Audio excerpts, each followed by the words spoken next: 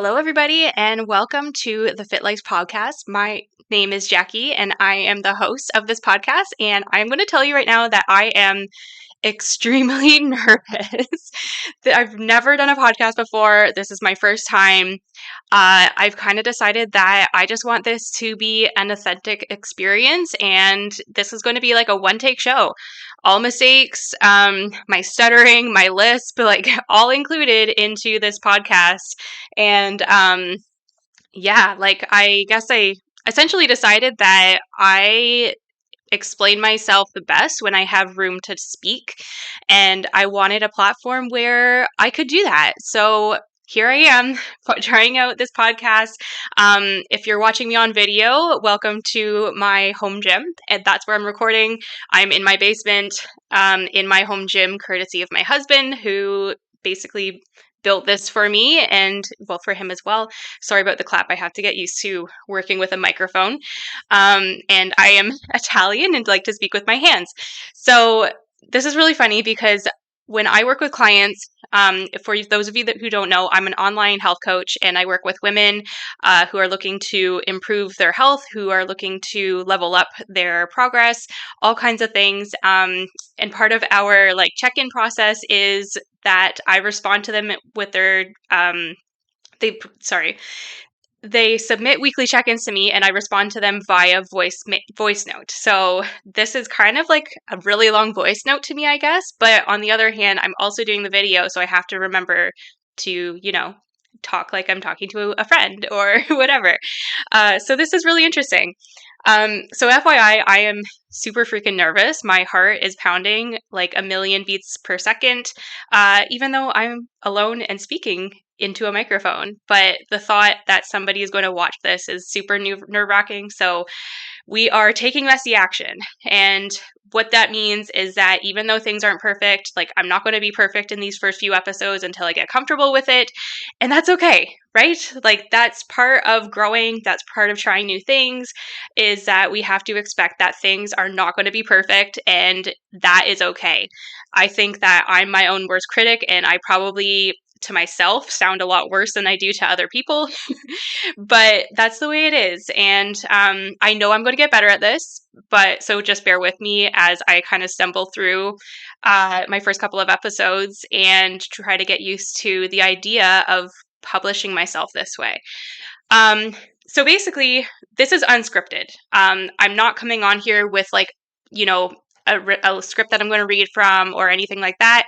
I'm coming on here with some ideas to talk about, and I'm going to talk about them. And I kind of felt like my first episode, it was necessary to talk about how I became into the fitness industry and why I do what I do and, what has led me to this point. And I don't think a lot of people know the entire story. It's not like it's, super exciting or anything like that, but I do think that there is a time and a place to explain this and to explain where I come from and what my values are and what I really try to do for people and why that is. And a lot of it comes from my prior experience, my own life experience, and why certain values come to fruition for me as a coach and what I try to teach other women. So anyways, I grew up fairly active, we were in sports every summer, every winter. I, for the most part, played baseball, ringette, hockey. I was super active in that kind of sense. But I also grew up in late 1990s, early 2000s kind of thing when I was a teenager. So there was that whole influence of valuing being skinny, being thin. That was the way to go. That was the standard for women and how we kind of were expected to look, or that was the what everybody strived for. And I was never like that, and that was kind of hard because I'm short. I'm a pint-sized person. I'm 5 feet tall, and everybody else that was my age that was also petite were petite. They were small and thin, and I was just like never like that. And not to say that I had a weight problem, but just my body shape has always been kind of different from the typical petite person, especially during that era. Now I think having like a more muscular build is kind of more favored. So as I've grown older, that's become definitely a lot better for me in my self confidence. But when I was a teenager and kind of facing those kinds of different things, that was a lot harder for me to accept. And it was really hard for me to feel confident in my body. At the time, and just like accepting the fact that I was a little bit different, but also it was just like that constant pressure that I needed to be thinner and I needed to chase that. I needed to chase skinny and all of that stuff.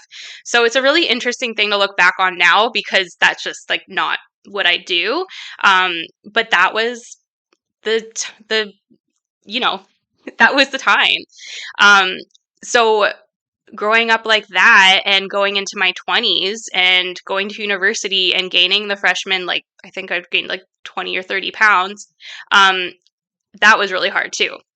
So I remember basically when I went off to university, I initially was going to university for teachers college. And what I was doing was I was pursuing basically a double degree, one in Bachelor of Arts and one in the Bachelor of Education. And it was a lot of work. And at the time, I was going through a lot of different like personal changes. Like there were some family dynamics that were changing, and it was a really hard time. And I don't think I really grasped how hard it was. I just didn't have that like awareness of myself that I was struggling. I was really struggling. And I feel like this is one of those times in life where I was not my best self. And I made a lot of decisions that were very questionable and didn't serve me well, but they also turned into learning lessons. I feel like anybody who knew me in university would see me as that party girl. Like I was every weekend trying to find the party, trying to like get together with friends to go drinking and things like that. And it was a problem. At the time, I didn't see it that way. It would just kind of felt like FOMO. And that wasn't even a term back then. But now that I look back on that, that's definitely like what it was. And I think it was my way of dealing with all of the things that were kind of going on in my life at the time, being away at university, feeling a little bit more isolated. And just trying to find myself. And I think that that's just how I kind of handled it at the time. That's how I felt connected to people, and I felt like I had to be that fun party girl in order to feel valued as a friend and feel valued as a young woman at the time. But unfortunately, all of those habits and that lifestyle really led to like a lot of weight gain. At the time, one of the questionable decisions that I had made at the time was to move in with a boyfriend. So I was like 19, I turned 20 while I was living with him, and our relationship was so toxic. It was so bad. And I didn't want to admit that because, like when you're young and in love and you feel like this person really values you, you don't want to see the other side of that. And he was not a responsible person. He relied heavily on drugs to self-medicate himself. And when that drug was not available, then he would lash out quite a lot. So by the end of it, was turning into an abusive relationship. And at that point, I had left. But being intertwined with him and living with him and having that living scenario. And I also was taking responsibility financially for the both of us because he was not responsible for his finances. And here I was at 19, 20 and paying the rent and using all my money to make sure that we had our hydro on and things like that. Like we at one point even had to go to the food bank, and it got really bad. So of course, like I had like weird sleeping patterns. Like I remember like my bedtime was like at 2:00 in the morning, and I wouldn't wake up until like 11:00 in the morning or 12:00 in the afternoon. I remember at one point just kind of accepting that like, okay, I'm just going to be a big girl now. This is what I look like, and I can't change it. So definitely following into that like fixed mindset trap at the time. And then it wasn't until that push that I needed where this relationship started to get a little bit closer to physically abusive when I left, and was then kind of empowered to make changes for myself. Um, I remember the very first time I ever went for a run after this all happened, and thinking that it was lasting like forever. And I think I could only run like not even 5 minutes. And I was back at the apartment, just like feeling like, okay, I did a workout and that was good. Um, but yeah, like eventually after we broke up, I ended up getting my first gym membership, and that kind of started me into fitness and into that world of learning how to exercise. Um, I think one of the things that a lot of people don't realize or don't really think is that learning how to exercise is a skill. This is something you have to learn over time. It's something that's acquired. And this is kind of the start of that for me. And when I first started at this gym membership at this gym, it was an all women's gym. I had no idea how to lift weights. I had no idea how to strength train or what that was. I definitely had ideas that I shouldn't be strength training because I'd be bulky and I didn't want to look like that. So I spent a lot of time on the treadmill. And I remember like at the time, I think MTV was like still playing. So you could turn on the TV screen on the treadmill, and I would just walk for an hour or walk run type of thing. Or I would do like half an hour on the treadmill, half an hour on the elliptical, and then I would watch music videos for that entire hour. And that was my workout. And eventually, like, I definitely saw results in terms of weight loss and things like that, but I was also still in like my party habits. So lots of binge drinking, lots of eating out, lots of greasy foods. So I definitely didn't have that nutrition piece handled whatsoever. Eventually, I started dabbling in some strength things, mainly like arms and abs and things like that. Um, so that was like the start of being in the gym for myself. Eventually, I found this company called online called Tone It Up, and I think before this, I even dabbled in like Beachbody stuff and all of those things. And I was never able to sustain those like whatsoever because the workouts were so crazy. But I eventually found Tone It Up online, and at the time, it was just these two women, Karina and Katrina, who were working out on the beach, and they had all of this positivity, and it was amazing. It was really, really cool. I would follow the workout videos. I ended up purchasing, I think they had some sort of nutrition plan and things like that. And their whole idea was like eat lean, clean, and green. And that was the kind of thing that I followed for a long time. I ended up losing a lot of weight. And I think I have pictures of myself at my kind of thinnest at the time. Um, and yeah, I think that honestly was pretty inspiring for me in terms of like seeing how life-changing learning about fitness and nutrition really was. I even ended up going to California by myself to the Tone It Up very first fitness retreat.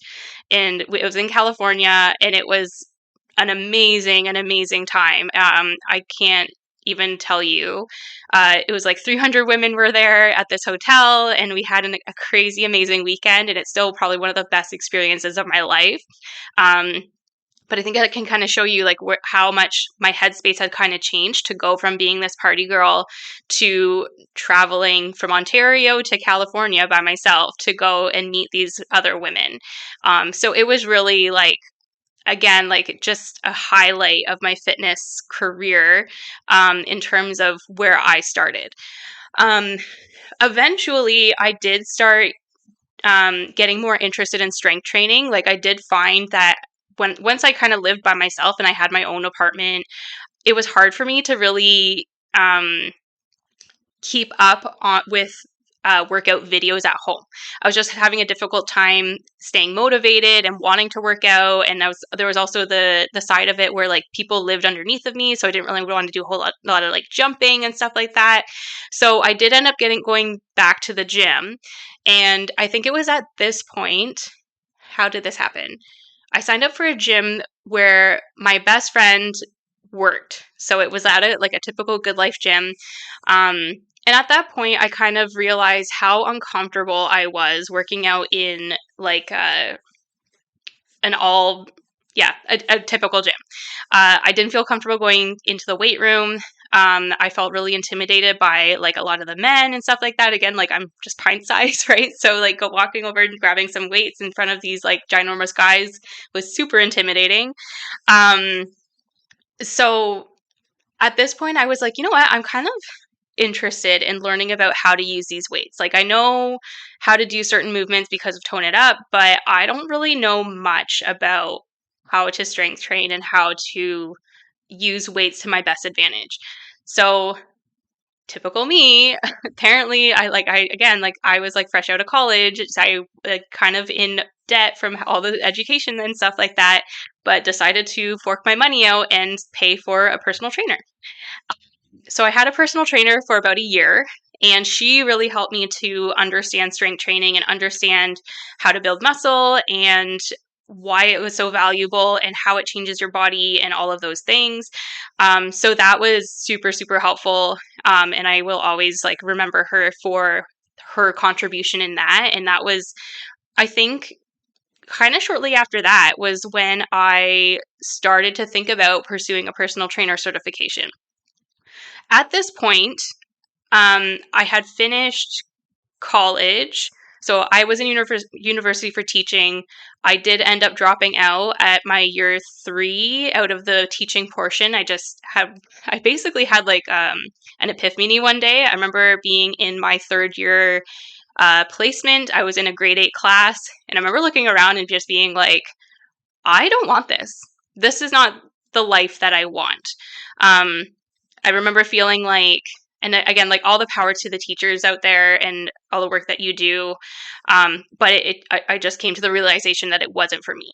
I love working with kids, but just the way that the teaching world was, and knowing that one day I wanted a family, I just felt like giving my energy to all these kids during the day, I wouldn't have my own energy to give to my own family after work kind of thing. And it just felt like too much. So I just remember, looking around being like, no, this isn't the career for me. At this point, I was also already struggling with my grades and stuff like that too. So it was just kind of like that push that I needed. I was like, you know what, I'm going to drop out of the education portion, but finish with my Bachelor of Arts, which I did. And after that, I really had no work experience besides my teaching placements. So with my Bachelor of Arts, there wasn't really a whole lot of options for me for like a career opportunity.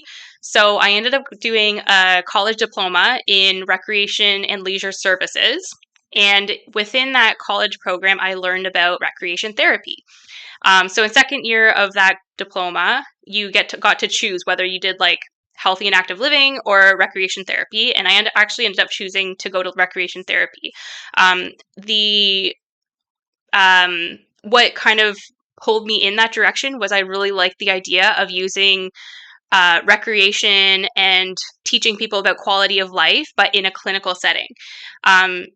So basically from there, I ended up doing my second year placement in a hospital, and I ended up getting hired at that hospital not too long after I graduated. So I got really, really lucky with like networking purposes and stuff like that. And I have worked at this hospital ever since then. So I've been there for about 11 years, working as a recreation therapist, and I've worked anywhere from working with people on medicine units to mental health units, to units where they were essentially waiting to go into nursing homes and things like that. So I'm telling you this because there is a correlation to my fitness world, and I will get to that in a second. So basically what recreation therapy is we use recreation and leisure to help with rehabilitation, but also on the other end of it is providing some sort of quality of life while people are in hospital. So when I worked in mental health, for example, a lot of recreation leisure was helped in the rehabilitation process. And when someone is going to the community and being discharged after a long stay in the hospital, we would use recreation as a way to reintegrate them back into the community. So setting them up with gym memberships, memberships with the city so that they could go swimming, and like setting them up with things that interested them.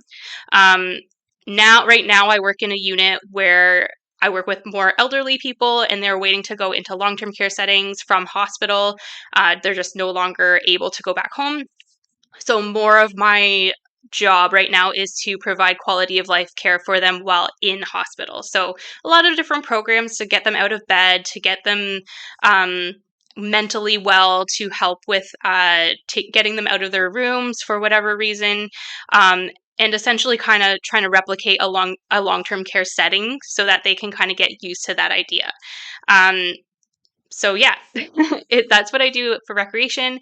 But the 5 main domains of health that we focus on in recreation is physical, cognitive, emotional, spiritual, and social. So there's different areas of health that we focus on, and we try to integrate into our programming to make sure that everybody is getting like a well-rounded experience. And these are all things that, whether knowingly or unknowingly, we all integrate within our day-to-day life, right? So if we want a healthy quality of life, it's not just about whether or not you are healthy or free of illness. It's also about all the things that you decide to do that are unobligated. So this is always an interesting question to ask people because it tells you a lot about yourself, right?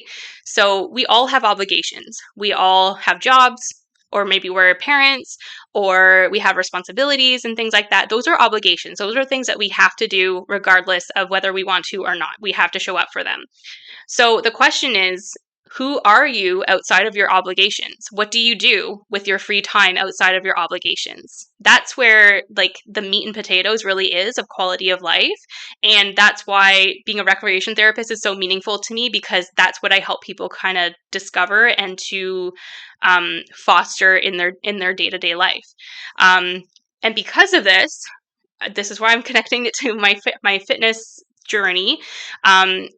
Part of this is the physical aspect of it, right? So when I worked in mental health, a lot of the quality of life stuff came down to physical health. If you've ever been on any kind of medication for mental health, a lot of it has physical side effects. So it's really important to try to stay physically healthy while on these medications to help kind of counteract that. And that's why so it was just like a really good connection for me when at the time I was not only pursuing my own physical fitness and everything like that, but I started to get really interested in personal training and learning how to be a personal trainer. So I did end up getting my personal training certification, and it came in handy in my job as a recreation therapist because there was those connections there. So now I not only know that physical fitness is going to provide quality of life, but now I know how to get patients there. And giving them like a workout program and like allowing them to kind of learn about building muscle and the benefits of that and all of those things. Eventually, like through the years of working as a recreation therapist and also knowing a lot about the fitness industry, I ended up pursuing more education through nutrition and realizing that nutrition was also something that I was lacking. I knew a lot about working out. I knew to work out. I worked out all the time. I love working out. But my big downfall for a long time was nutrition. And so I ended up hiring another coach. And this time she was online. So I don't know if anybody, I'm sure lots of people know her, but shout out to Courtney for Life. She was my coach for about 2 years online.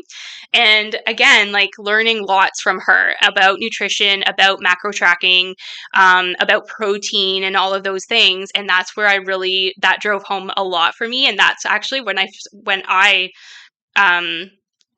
received my absolute best results, was when I started working with her and learning about getting enough protein and building muscle and stuff like that in that sense. So going back, and so she was my coach leading up to my wedding, and even a little bit after that, up until I probably got pregnant. And then at that point, I also kind of just felt like I had learned what I could learn from her. And that was like one of the biggest gifts that she could have given me. Um, because even after I got pregnant and during COVID and the pandemic and everything, like I was able to then apply everything that I learned from her through those years in order to feel like my best self and in order to like build back the body that I wanted after pregnancy and all of these things. So it's just really interesting because just the way my life has played out, so many pieces of the puzzle kind of fell into place for me. And there's so many things that I have experienced that I also feel like have snowballed into who I am as a coach now. Um, it's not just about looking good. It's not just about like um, looking good in your clothes or looking good naked or whatever it is that your goals are from an appearance perspective, but also from working with people in clinical settings and seeing how lifestyle can really impact your health. Um, like I've had the amount of people that I've seen a, in the hospital who could have avoided being in hospital because of their lifestyle choices is insane. Um, the and I think it's worthwhile to point out that health is not just the absence of disease or illness. It's also pursuing a quality of life. It's also learning how to optimize your health in order to continue to break those boundaries and to shatter those glass ceilings and to really figure out what your true potential is. So there's also, I feel like there's like two sides of health.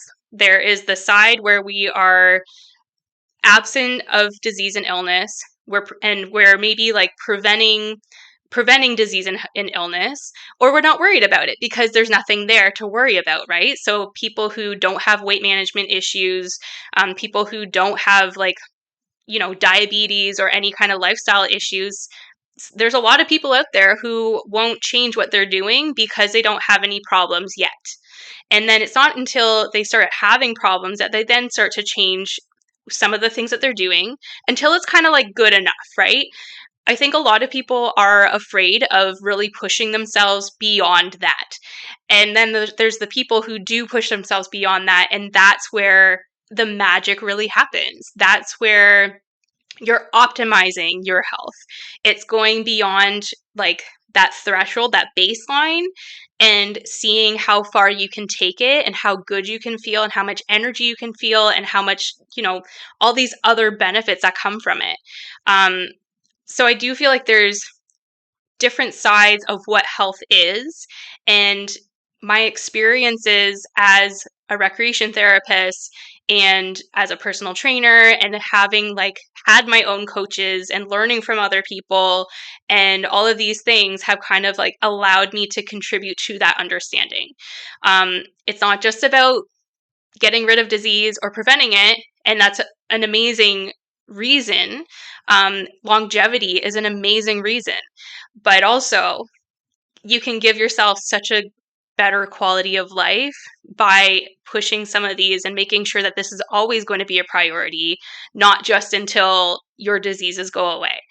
So anyways, I know that was kind of like a little segue out of my story here.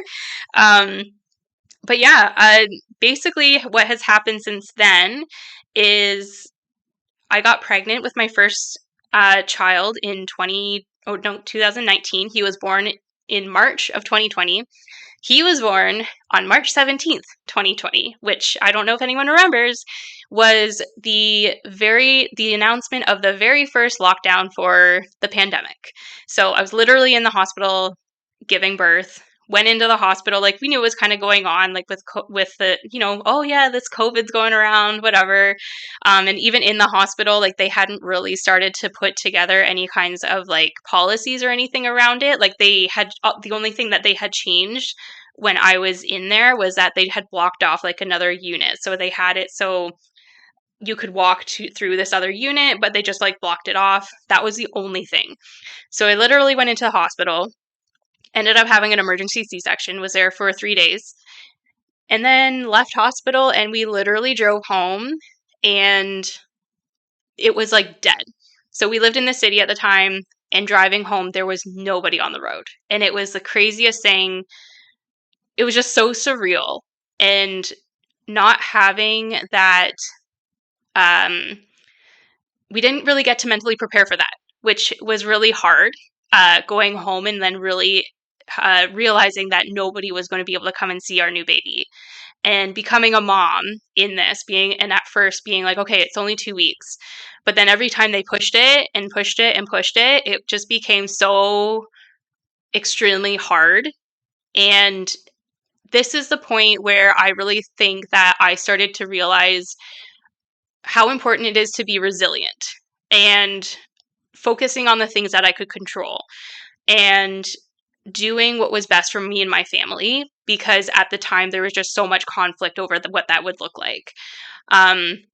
So I really spent that year on maternity leave getting healthy, like trying to stay as healthy as possible, eating really well. I got back to my pre-pregnancy weight by the end of the year, kind of thing. So remember though, like nothing else was happening.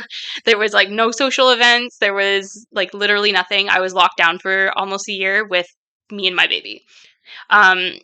So from a mental and emotional standpoint, that was probably one of the hardest things that I've ever gone through. And then the years after that, with, again, like the different conflicts that were going on in the world at the time were really hard to like wrap your head around. And one of them being, just like with the economical standpoint, things like that, my husband and I were talking a lot about moving. And being a recreation therapist is really great, but it's also an industry that is really challenging to find a job in. So one of the reasons that I started my own online coaching business was so that I would be able to work remotely regardless of if we decided to move or not. And yeah. And you know what? I'm going to come out here with a little bit of like truth as well. At the time too, there was the whole policy around vaccines coming out. And I hate sharing this because I know there's so many different opinions about it and I might hear some backlash on it. Our hospital came out with the policy, and basically it was you get the vaccine or you get fired. At the time, my husband was also working at the same hospital. That's how we met.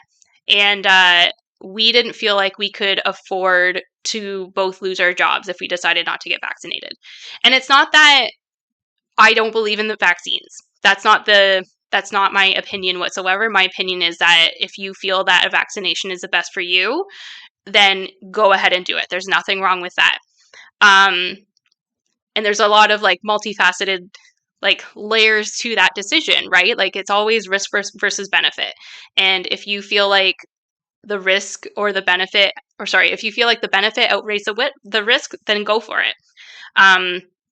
So anyways, the thing that happened for me was that I really hated the feeling of having my job and my livelihood dangled over my head. That was the part that really, really bothered me. It wasn't the fact about getting a vaccine or not. It was the fact that I was being threatened with my job if I didn't get it. So that was the other side of my business, was the fact that I was like, nobody is going to take that from me ever again. I'm going to take this into my own hands. I'm going to start my own thing. I'm going to do something that I really love. And this is how it's going to go. And yes, I still work at this hospital, but I have been able to reduce my hours there significantly. I went from working 12-hour rotating shifts to now only working 2 days a week. And that has a lot to do with the fact that I started my own coaching business. And I'm really, really proud of that, because that is so empowering to me that I took that back into my own hands. And now I know that if I ever lost my job, I would be okay.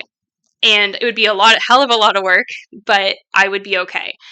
And I think there's some power in taking back what you can control when it comes to your own life. And that includes your health, and that includes your livelihood, that includes your quality of life and how you decide to live your life outside of your obligations. And there's so many layers to life. And I think a lot of people are so complacent with it that they're actually not really living the kind of life that they really could. And that is why I love to push health and fitness so much, because it has helped me to realize that in more ways than anyone could ever explain. Um, Showing myself day in and day out, when I come in here and I work out and I show myself the hard shit that I can do, it's a reminder that I am way more capable than I can ever give myself credit for. And sometimes you just need those daily reminders. You need that daily reminder to get your ass to the gym and to show up and do the hard thing and push those hard weights and do the things that you don't think that you could do. And that started with health and fitness for me. And the same goes for nutrition and, like overcoming your own thoughts and beliefs and showing yourself and proving yourself wrong. These all come from pursuing a better life and comes from pursuing like a healthier lifestyle and making those changes for yourself. And that just didn't just extend into my physical health and well-being for me. It extended into my mental and emotional well-being and now into my career. So this is why it's just like so empowering for me to work with other women to help them to become better versions of themselves, because there's so many ways that you can do that, and there's so many ways that you can improve your life, and there's so many ways that you can really push yourself, really see like where your glass ceiling really is, really see how much further you can take it. And it's proven that people who have goals to pursue are among the happiest people in the world. So if you don't have goals and you don't have something to look forward to and you don't have something to work towards, you're not living the life that you really could. And that doesn't have to be health and fitness related. It can be related to anything. So this is all coming down from the experiences that I've kind of had and that I've kind of lived through.